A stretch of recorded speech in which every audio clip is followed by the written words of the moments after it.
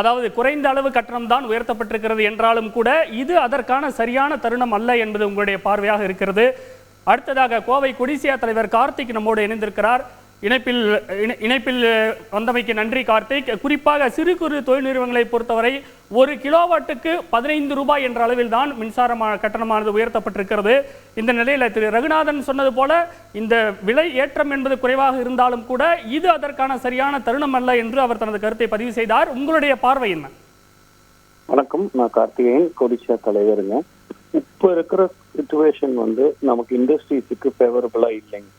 இப்போ பார்த்தீங்கன்னா already last year 6%, அதுக்கு முன்னாடி 6% ஏற்றுனதே அதுக்கு முன்னாடி 430% ஃபிக்ஸட் சார்ஜஸ் ஏற்றிருந்தாங்க. ஸோ இது எப்படி இருக்குன்னாங்க, நம்ம 35 ரூபா இருந்தது 150 ரூபா ஆச்சு. இப்போ 5% ஏற்றிட்டே போச்சுனாலுங்க நாங்கள் மேக்சிமம் கொடிஷாவில் இருக்கிற மெம்பர்ஸ் பார்த்தீங்கன்னா மைக்ரோ இண்டஸ்ட்ரி, அதாவது தமிழ்நாட்டிலேயே பார்த்தீங்கன்னா எம்எஸ்எம்இல 99% மைக்ரோன்னு சொல்றாங்க, 97%, 2% ஸ்மால்ன்னு சொல்றாங்க. 99% தான் நம்ம எம்எஸ்எம்இ. அந்த எம்எஸ்எம்இஸ்ல இப்படி பிரைஸ் இன்க்ரீஸ் ஆச்சுனாங்க நம்மளோட சப்ளைஸ், நம்ம யாருக்கு சப்ளை பண்றோங்க, ஒரு மீடியமோ இல்லை லார்ஜ் இண்டஸ்ட்ரிக்கோ சப்ளை பண்றோம்.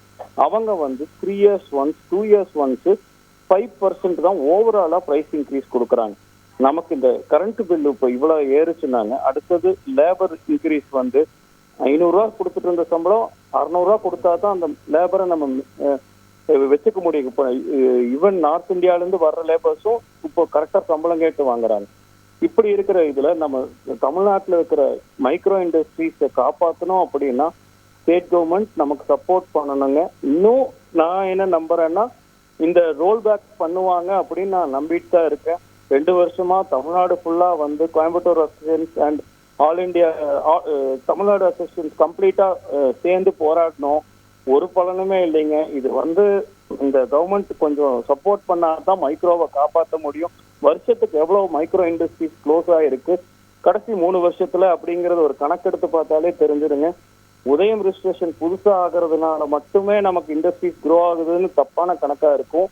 நீங்க எவ்வளவு இண்டஸ்ட்ரீஸ் ஆக்டிவ்ல இருக்கு அப்படிங்கறது டிஸ்ட்ரிக்ட் இண்டஸ்ட்ரி சென்டர் மூலியமா எடுத்தோம்னா அந்த டேட்டா தெரிஞ்சிடும். கண்டிப்பா மைக்ரோ இண்டஸ்ட்ரீஸ் ரொம்ப பாதிச்சிருக்கு. அடுத்தது ஸ்மால், இது 2 ரொம்ப பாதிப்பு. இதை கண்டிப்பா கவர்மெண்ட் கன்சிடர் பண்ணி வித்ரா பண்ணணுங்கிறது எங்களோட தாழ்மையான கருத்து.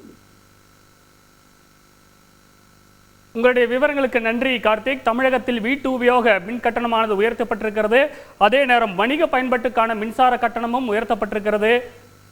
1000 யூனிட்டுக்கு மேல் இனி ஒரு யூனிட்டுக்கு 11 ரூபாய் 80 காசுகள் மின் கட்டணமாக வசூலிக்கப்படும் என்று தெரிவிக்கப்பட்டுள்ளது. வீட்டு உபயோக மின் கட்டணமும் வணிக பயன்பாட்டுக்கான மின் கட்டணமும் புதிய மின் இணைப்புக்கான கட்டணமும் உயர்த்தப்பட்டிருக்கிறது என்பது முக்கிய செய்தியாக நாம் தற்போது பார்த்து கொண்டிருக்கிறோம். வணிக பயன்பாட்டிற்கு குறிப்பாக 50 கிலோவாட்டிற்கு மேல் பயன்படுத்துவோருக்கு மின் கட்டணமானது உயர்த்தப்பட்டிருக்கிறது. 1 கிலோவாட்டுக்கு சுமார் 15 ரூபாய் உயர்த்தப்பட்டிருக்கிறது என்பது குறிப்பிடத்தக்கது.